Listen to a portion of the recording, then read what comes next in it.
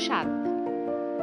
Nilu university থেকে ফিরে এসে দেখে তার বিছানার উপর চমৎকার একটি প্যাকেট পড়ে আছে। ব্রাউন কাগজে মোড়া প্যাকেটে গোটা গোটা করে তার নাম লেখা। নীলুর বুক কেঁপে উঠল। বিলুর চোখে পড়েনি তো? বিলুর খুব খারাপ অভ্যাস আছে, অন্যের চিঠি খুলে খুলে পড়বে, হাসাহাসি করবে। নীলু দরজা বন্ধ করেই প্যাকেটটি খুলল। ছোট্ট চিঠি, কিন্তু কি চমৎকার করেই না লেখা। কল্যাণী আসুক, ইচ্ছে করেই তোমাকে আমি কম লিখি। তোমার চিঠি পড়ে পড়ে খুব মায়া জন্মে যায়। এ বয়সে আমার আর মায়া বাড়াতে ইচ্ছা করে না। মায়া বাড়ালেই কষ্ট পেতে হয়। আর একটি সামান্য উপহার পাঠালাম, গ্রহণ করলে খুব খুশি হব। আহমেদ সাহেব। উপহারটি বড় সুন্দর। নীল রঙের একটি ডায়েরি, অসম্ভব নরম প্লাস্টিকের কভার, যেখানে একটি ছোট্ট শিশুর ছবি। পাতাগুলো হালকা গোলাপি, প্রতিটি পাতায় সুন্দর সুন্দর 2 লাইনের কবিতা। ডায়েরির প্রথম পাতায় ইংরেজিতে লেখা, I wish I could be 18 again. পড়তে গিয়ে কেন যেন নীলুর চোখে জল এলো। একজন সম্পূর্ণ অচেনা মানুষের জন্য মন কেমন করতে লাগলো। লোকটিকে দেখতে কেমন কে জানে? নিশ্চয়ই নয় সুন্দর। বয়স্ক মানুষ, হয়তো চুলটুল পেকে গেছে, তাতে কিছু যায় আসে না। মানুষের বয়স হচ্ছে তার মনে। মন যতদিন কাঁচা থাকে ততদিন মানুষের বয়স বাড়ে না। লোকটির মন অসম্ভব নরম, শিশুর মতো নরম। নীলুর মনে হলো এই লোকটি স্বামী হিসেবে অসাধারণ ছিল।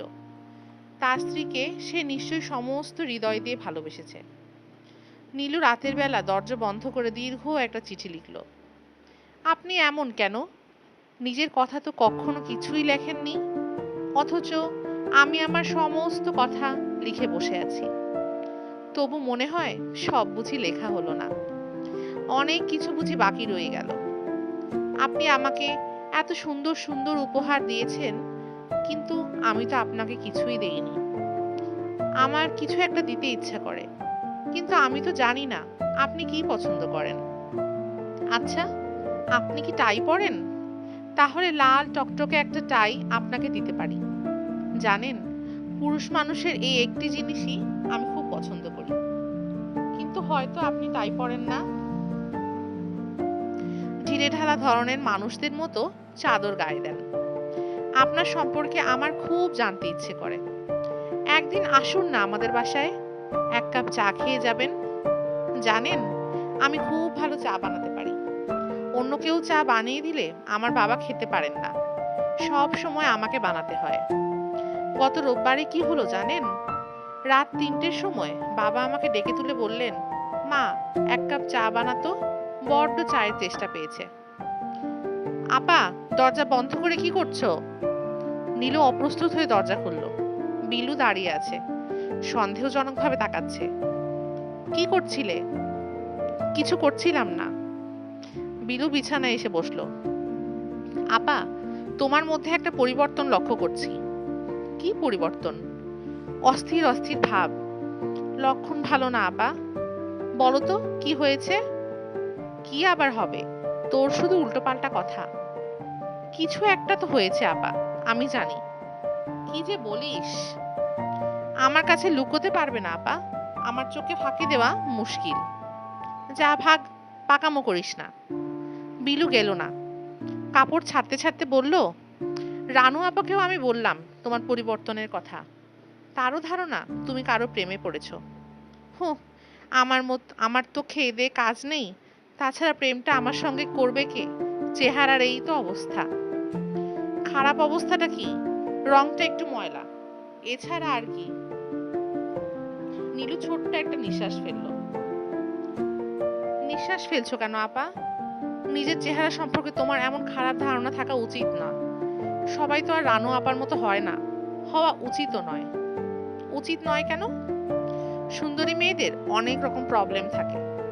কি প্রবলেম? রানু আপার যেমন মাথা খারাপ, সেটা তুমি জানো? কি বলছিস এসব? ঠিকই বলছি। আকবরের মা একদিন দুপুরে কি জন্য যেন গিয়েছিল, শোনে রানু আপা নিজের মনে হাসছে আর কথা বলছে। তাই নাকি? হ্যাঁ, কথাগুলো বলছে আবার দুই রকম গলায়।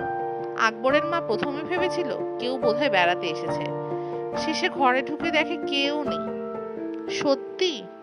হুম। রহমান সাহেবের স্ত্রী বললেন একদিন নাকি আনিস সাহেব গভীর রাতে রহমান সাহেবকে ডেকে নিয়ে গেলেন তার স্ত্রীর খুব অসুখ এই কথা বলে। রহমান সাহেব গিয়ে দেখেন অসুখ বিসুখ কিচ্ছু নেই, দিব্যি ভালো মানুষ। নীলু মৃদু স্বরে বলল, রাতুর মতো সুন্দরী হলে আমি পাগল হতেও রাজি। বিলু হেসে ফেলল, হাসতে হাসতে বলল, কথাটা ঠিক বলেছ আপা। রানু প্রসঙ্গে পাওয়া সব তথ্য লিখে রাখবার জন্য মিশির আলী সাহেব মোটা একটা খাতা কিনে এনেছেন। খাতাটির প্রথম পাতায় লেখা একজন মানসিক রোগীর পর্যায়ক্রমিক মনোবিশ্লেষণ।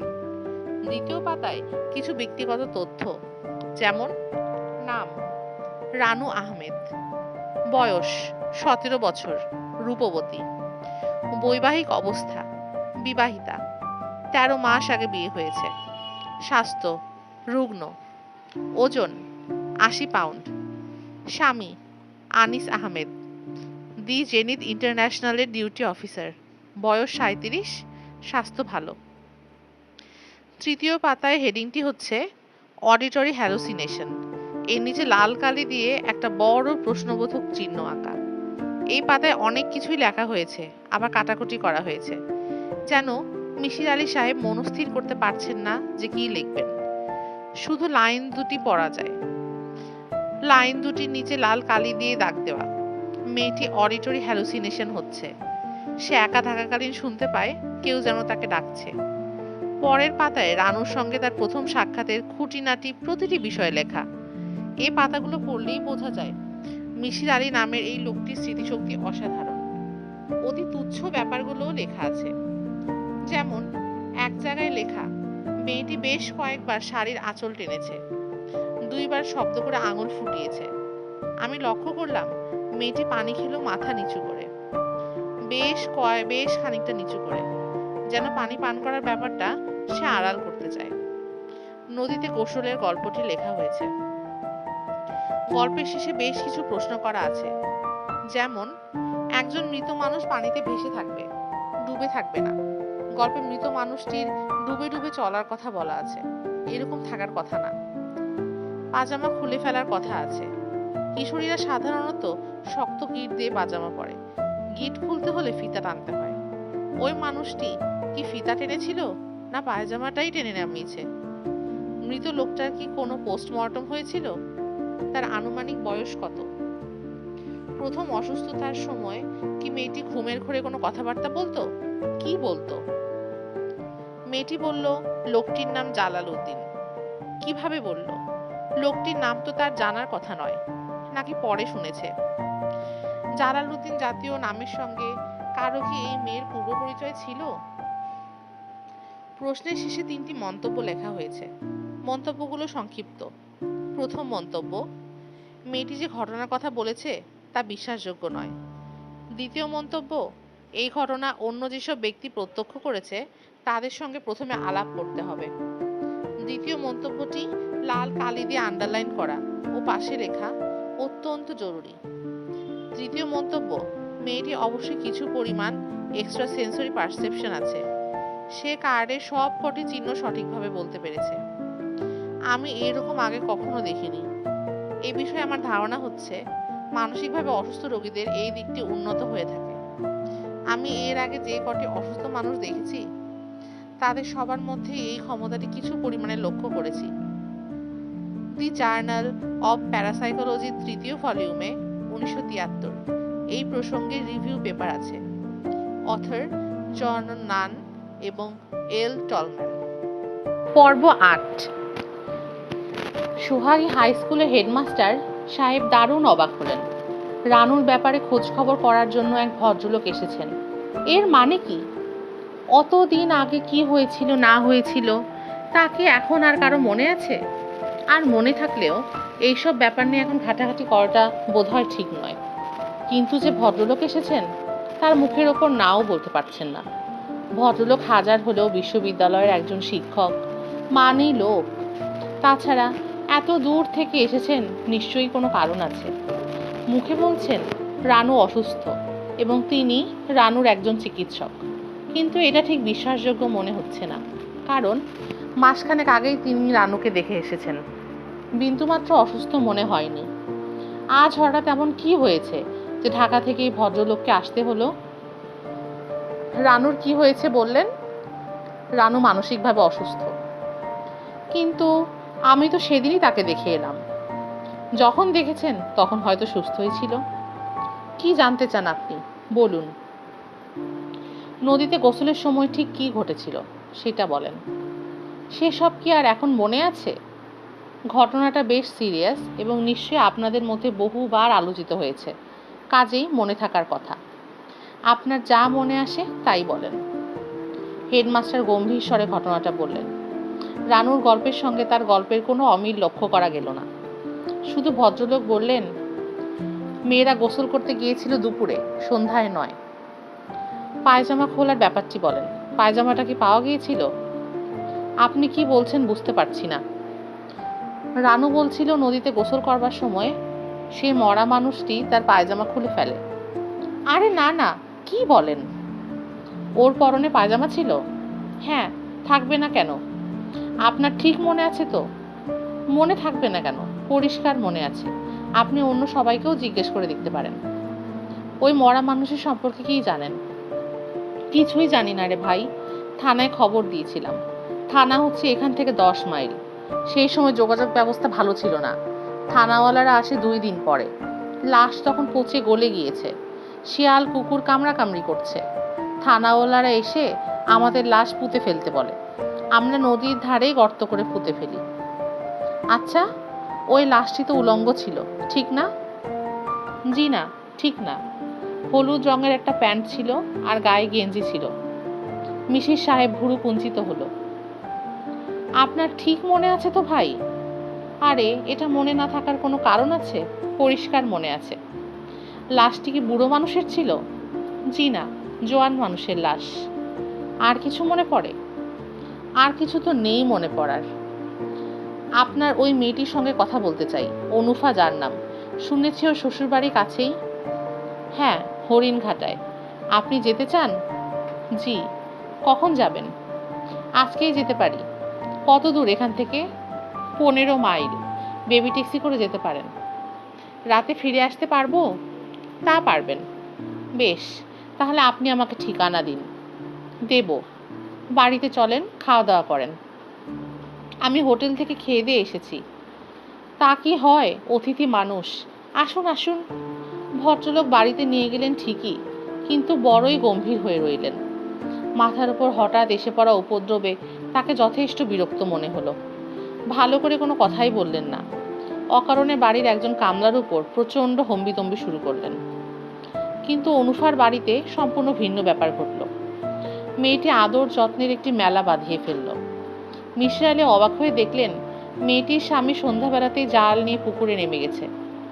অনুফা পরিচিত মানুষের মতো আদুরে গলায় বলল, রাতে ফিরবেন কি? কাল সকালে যাবেন। লোকজন মিসির আলিকে দেখতে এলো। এরা বেশ সম্পন্ন গৃহস্থ। মেয়েটিও মনে হয় বেশ ক্ষমতা নিয়ে আছে। সবাই তার কথা শুনছে। ঘণ্টাখানেকের মধ্যে তাকে গোসলের জন্য গরম পানি দেওয়া হলো। একটা বাটিতে নতুন একটা গায়ে মাখার সাবান। মোড়কটি পর্যন্ত ছেঁড়া হয়নি। বাংলা ঘরে নতুন চাদর বিছিয়ে বিছানা করা হলো।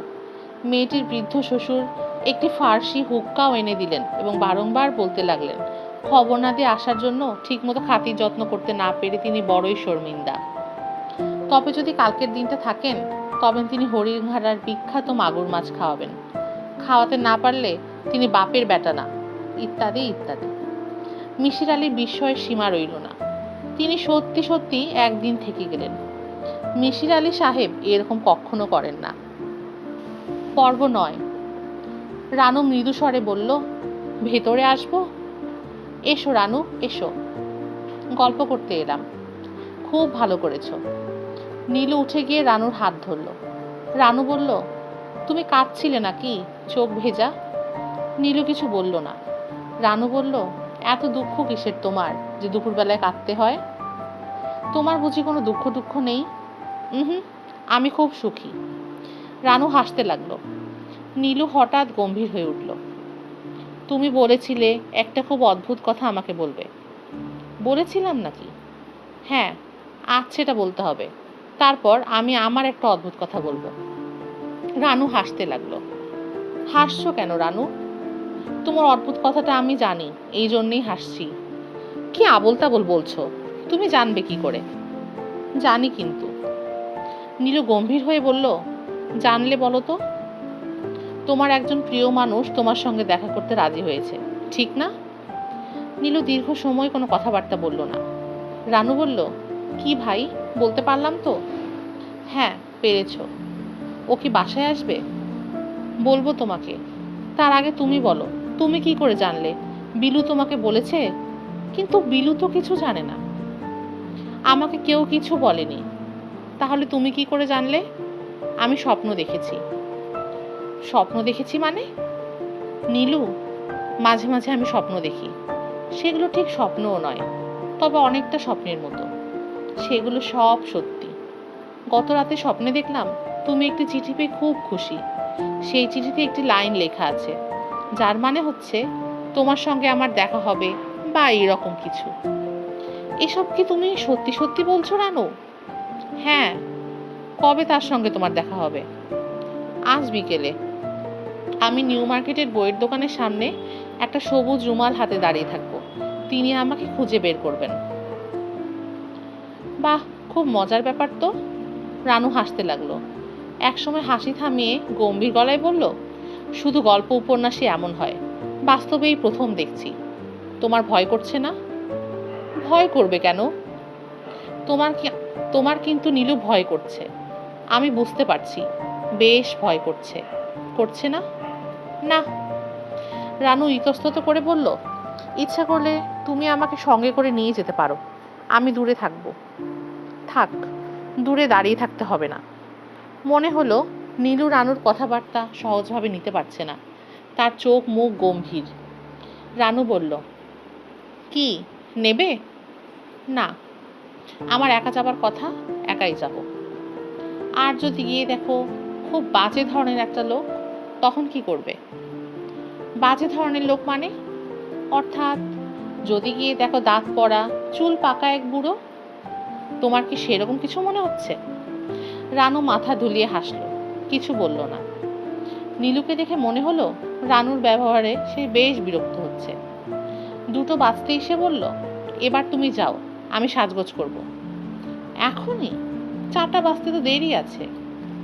তোমার মতো সুন্দরী তো আমি না, আমাকে সময় নিয়ে সাজতে হবে। রানু উঠে পড়ল। নীলু সত্যি সাজতে বসলো। কিন্তু কি যে হয়েছে তার, চোখে পানি এসে কাজল ধুয়ে যাচ্ছে। আইল্যাশ পরার ইচ্ছা ছিল, কিন্তু একা একা পরা সম্ভব না। অনেক বেছে টেছে একটা শাড়ি পছন্দ হলো, সাদার উপর নীল একটা প্রিন্ট। আগে সে কখনো পরেনি। নীলুমা, কোথাও যাচ্ছ নাকি? নীলু তাকিয়ে দেখলো বাবা। কোথায় যাচ্ছ গো মা? একজন বন্ধুর সাথে দেখা করতে। তোমার কি চা লাগবে? হলে ভালো হতো। থাক, তুই ব্যস্ত। চা বানাতে আর কয় মিনিট লাগবে? তুমি বসো, আমি বানিয়ে আনছি। নীলুর বাবা চেয়ার টেনে নীলুর ঘরেই বসলেন। চা কি চিনি ছাড়া আনবো বাবা? না, 1 চামচ চিনি দিস, একটু একটু চিনি খেলে কিচ্ছু হবে না। নীলু চা নিয়ে এসে দেখে বাবা ঝিমুচ্ছেন। ঝিমুনিরও বেশি, প্রায় ঘুমাচ্ছেন বলা চলে। বাবা যেন বড় বেশি দ্রুত বুড়ো হয়ে যাচ্ছেন।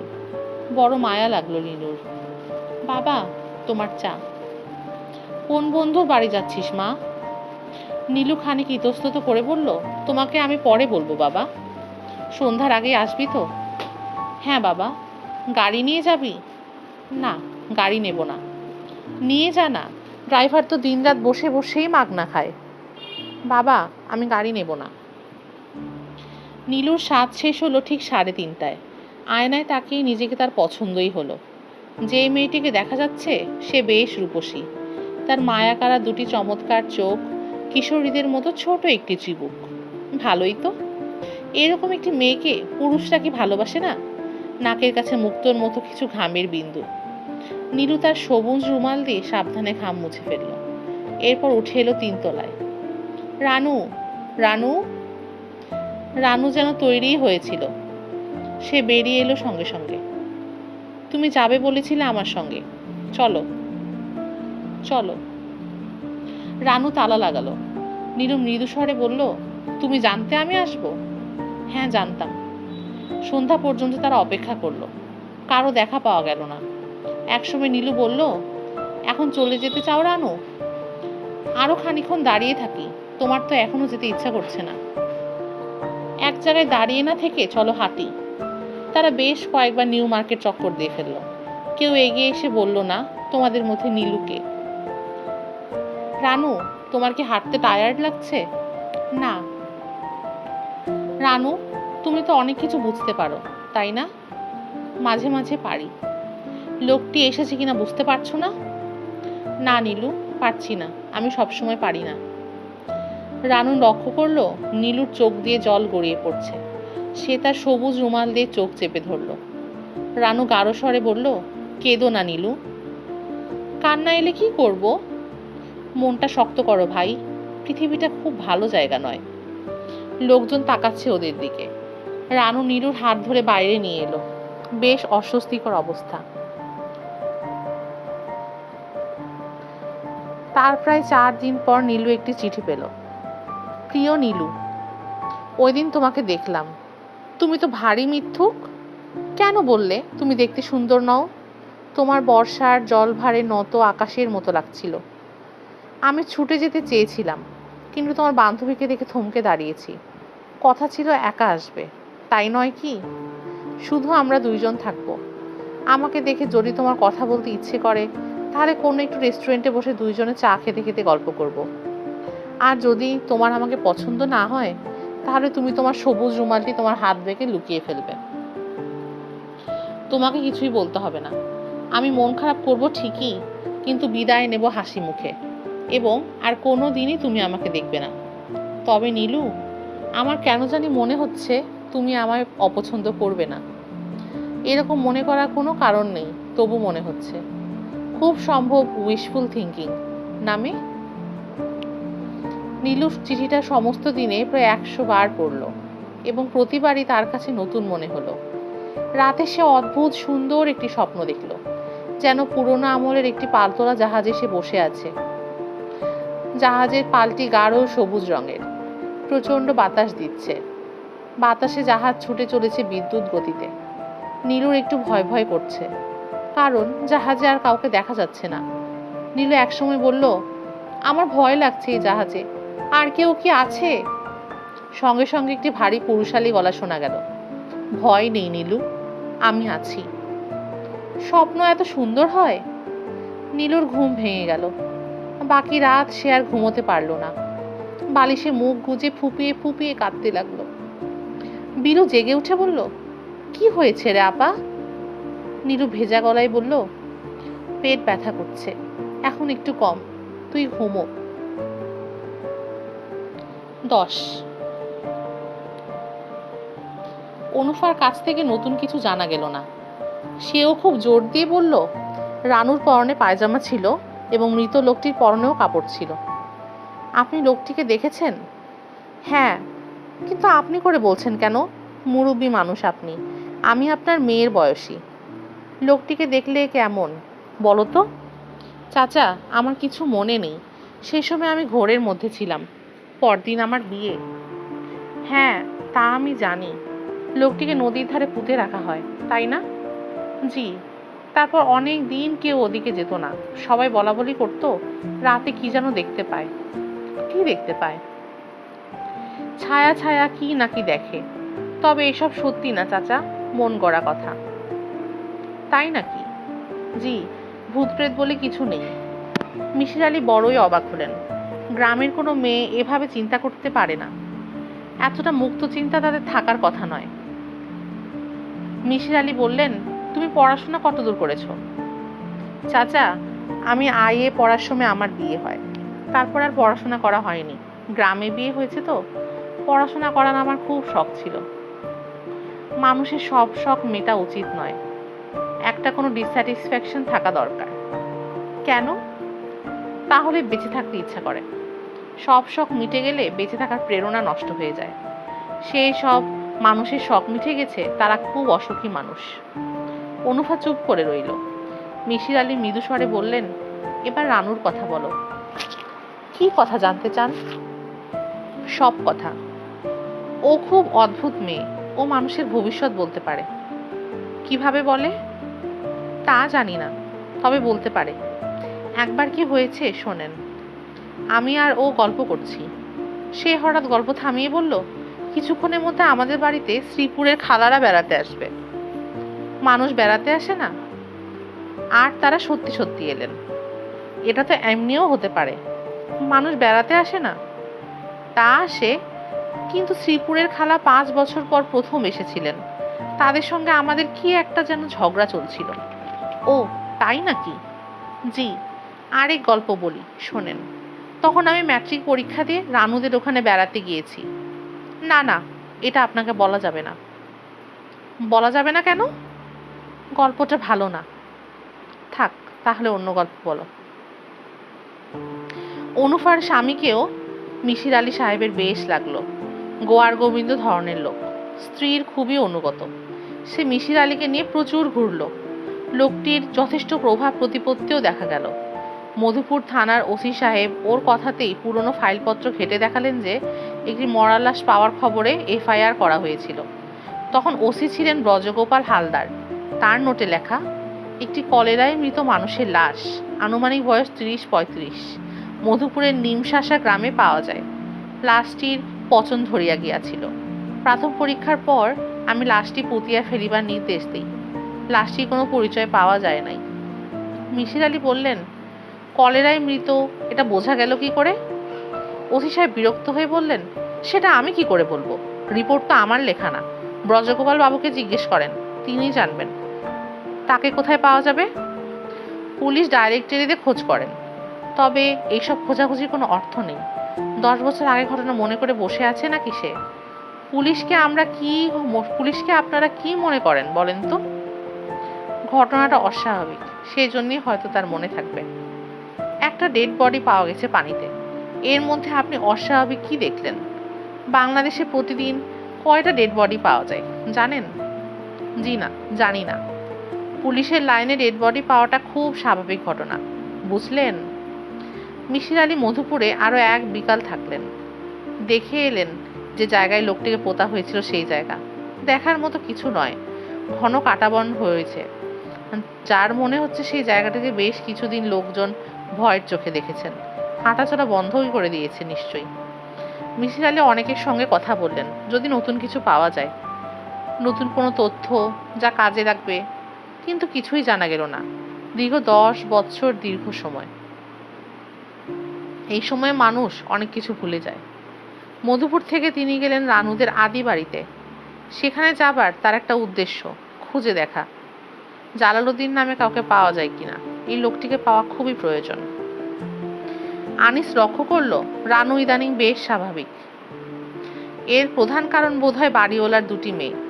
ওদের সঙ্গে সে বেশ মিলেমিশে আছে। গল্পের বই আনছে, ভালো মন্দ কিছু রান্না হলে আগ্রহ করে নিচে নিয়ে যাচ্ছে। বাড়িওয়ালাদের সঙ্গে বেশি মেলামেশা আনিসের পছন্দ নয়। বাড়িওয়ালাদের সে সবসময় শত্রুপক্ষ বলেই মনে করে। কয়েকবার ভেবেছিল বলবে মেলামেশা কমাতে, না বলে ভালোই হয়েছে। এতে যদি অসুখটা চাপা পড়ে তাই ভালো। কাজের একটি ছেলে পাওয়া গেছে, জিতু মিয়া। এই ছেলেটিও রানুকে বেশ ব্যস্ত রেখেছে। ছেলেটির বয়স 10-11, তবে মহা বোকা। কোনো কাজই করতে পারে না, করার আগ্রহও নেই। রানু ক্রমাগত বকাঝকা করেও কিছু করাতে পারে না, তবে তার বেশ সময় কেটে যায়। সন্ধ্যাবেলা সে আবার জিতু মিয়াকে নিয়ে পড়াতে বসে। জিতু ঘুম ঘুম চোখে পড়ে, স্বরে ও স্বরে আ। এই পড়াটি গত 1 সপ্তাহ ধরে চলছে। জিতু মিয়া কিছুই মনে রাখতে পারছে না, কিন্তু তাতে রানুর উৎসাহে ভাটা পড়ছে না। আনিস একদিন ঠাট্টা করে বলেছে, তুমি দেখিয়ে গিয়ে বিদ্যাসাগর বানিয়ে ফেলছো। রানু তাতে বেশ রাগ করেছে, গম্ভীর স্বরে বলল, ঠাট্টা করছো কেন? বিদ্যাসাগর তো একদিন হতেও পারে। অবশ্য অদূর ভবিষ্যতে তেমন কোনো সম্ভাবনা দেখা যাচ্ছে না। ভবিষ্যৎ বিদ্যাসাগর রোজ রাতেই পড়তে পড়তে ঘুমিয়ে পড়ছে, এবং রানু প্লেটে খাবার বেড়ে প্রতি রাতেই প্রাণান্ত চেষ্টা চালাচ্ছে। এতটা বাড়াবাড়ি আনিসের ভালো লাগে না, কিন্তু সে কিছু বলে না। থাকুক, কিছু একটা নিয়ে ব্যস্ত থাকুক। এর মধ্যে একদিন আনিস গিয়েছিল মিসির আলী সাহেবের কাছে। ভদ্রলোক বেশ কিছুদিন ঢাকায় ছিলেন না, সবে ফিরেছেন। তার চোখ হলুদ, গা হলুদ। আনিস অবাক হয়ে বলেছে, কি হয়েছে কি আপনার? জন্ডিস, জন্ডিস বাঁধিয়ে বসেছি। বলেন কি? ইনফেক্টাস হেপাটাইটিস, লিভারের অবস্থা কাহিল রে ভাই। আপনার স্ত্রী কেমন আছেন? ভালো। আর ভয়টয় পাচ্ছে না? জি না। খুব ভালো খবর। আমি একটু সুস্থ হলেই যাব আপনার বাসায়। জি আচ্ছা। আমি একটু খোঁজ খবর পেয়েছি, মনে হয় আপনার স্ত্রীর সমস্যাটি ধরতে পেরেছি। তাই নাকি? হ্যাঁ, একটু ভালো হলেই এই নিয়ে কথা বলবো। রানু মিসির আলী সাহেবের জন্ডিসের খবরে খুবই মন খারাপ করলো। আহা, বেচারা একা একা কষ্ট করছে। চলো একদিন দেখে আসি। যাবে? ঠিক আছে, যাব একদিন। কবে যাবে? কাল যাবে? এত ব্যস্ত হচ্ছ কেন? জন্ডিস যখন হয়েছে তখন বেশ কিছুদিন থাকবে, একদিন দেখে এলেই হবে। আমি এই অসুখের ভালো ওষুধ জানি, অড়হর পাতার রস। সকালবেলা 1 গ্লাস খেলে 3 দিনে অসুখ সেরে যাবে। তাই নাকি? হ্যাঁ, আমার দাদাই ওষুধটা দিতেন। তুমি কিছু অড়হরের পাতা ওই লোকটিকে দিয়ে এসো না। ঢাকা শহরে আমি অড়হরের পাতা কোথায় পাবো? কি যে বলো! খুঁজলেই পাবে, জংলা গাছ সব জায়গায় হয়। আনিস যথেষ্ট বিরক্ত হলো। রানুর এই একটা প্রবলেম, কোনো একটা জিনিস মাথায় ঢুকলে ওটা নিয়েই থাকবে। আনিস বলল, আচ্ছা দেখি। দেখা দেখি না, তুমি খুঁজবে। আর শোনো, কাল তো তোমার অফিস নেই, চলো ওনাকে দেখে আসি। এত ব্যস্ত কেন? ভদ্রলোক তো আর পালিয়ে যাচ্ছেন না। রানু থেমে থেমে বলল, আমি অন্য একটা কারণে যেতে চাই। কি কারণ? ভদ্রলোক আমার সম্পর্কে খোঁজ খবর করার জন্য মধুপুর গিয়েছিলেন। কি খোঁজ পেলেন জানতে ইচ্ছে করছে। মধুপুরের খবর পেলে কিভাবে? স্বপ্নে? না, স্বপ্ন টপ্ন না। অনুফা চিঠি লিখেছে। কবে চিঠি পেয়েছো? গতকাল। আনিস চুপ করে গেল। রানু তার নিজের চিঠিপত্রের কথা আনিসকে কখনো বলে না। বিয়ের পর রানু তার আত্মীয় স্বজনদের যত চিঠিপত্র পেয়েছে তার কোনোটি সে আনিসকে পড়তে দেয়নি। এ নিয়ে আনিসের গোপন ক্ষোভ আছে। কি, আমাকে নিয়ে যাবে? আমি আগে গিয়ে দেখি ভদ্রলোকের অবস্থা কেমন। মিসির আলীকে পাওয়া গেল না। বাড়িতে তার এক ছোট ভাই ছিল। সে বলল, ভাইয়াকে হাসপাতালে ভর্তি করা হয়েছে, অবস্থা বেশি ভালো না। বিলিরুবিন 9.5, লিভার খুবই ড্যামেজড।